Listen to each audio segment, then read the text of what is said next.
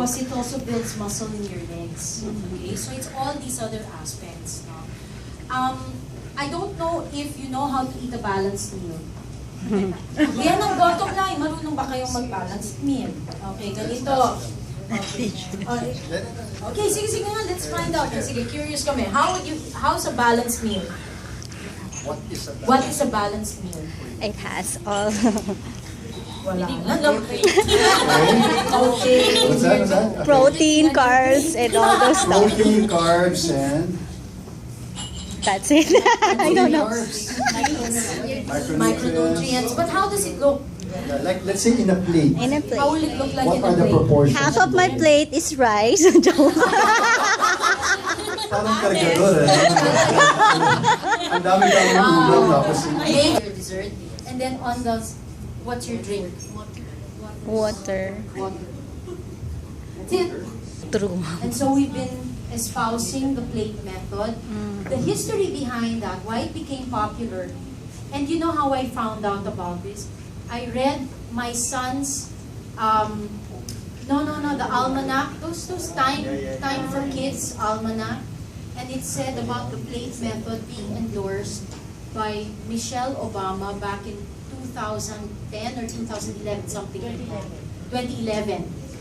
But we've been using this plate method since 2007. So we've been teaching this, and it has been more effective. And I use this not only for weight loss or weight gain, but even for those with cancer, those with chronic kidney disease, those with all these different things. It's the easiest way to remember how to eat a balanced meal. Even for the kids, I teach something similar to that. Yeah.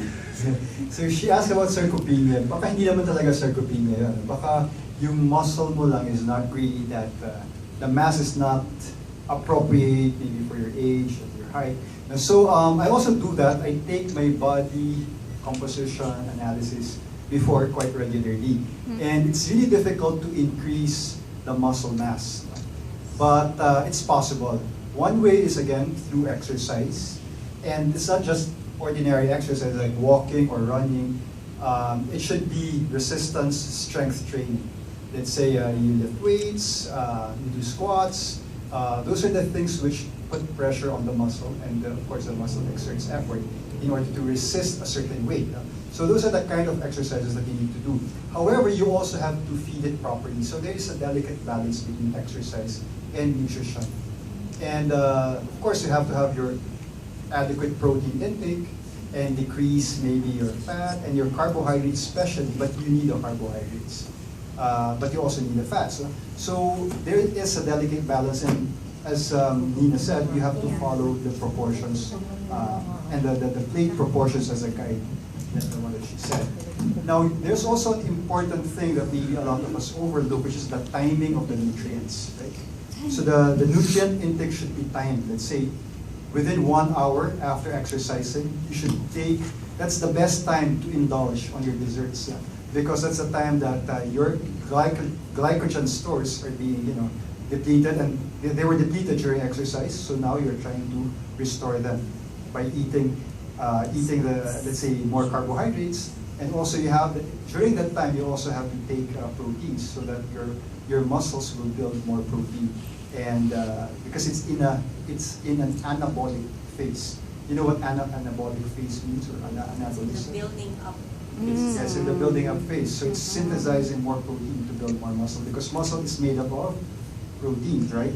So you need to time it properly. And also, building muscle is the best way to lose fat or unwanted fat.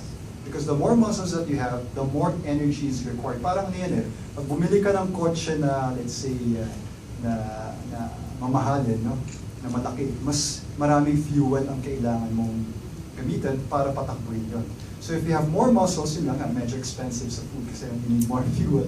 But it's the best way to burn more fat. Because you have more muscles, the more energy is required to keep the muscles going. At the same time, you're going to look good, you're going to look sexy, and you're going to be confident, diba? And firm, no?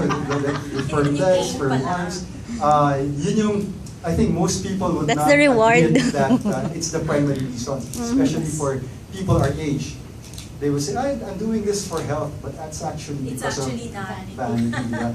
So, but it's a good thing, because as long as you do it properly, you do it scientifically, and without much health hazards, then it's a good way, because it's like hitting 2 vegetables with 1 stone. Because I'm Wow. vegetarian. So, I'll use that. yeah, or eating 2 vegetables with 1 spoon. Okay, so, yeah, so you look good, and at the same time you're healthy. Maybe you would like. I think one thing also is if you're doing it also for weight loss, diba? Many people go into exercise and diet for weight loss.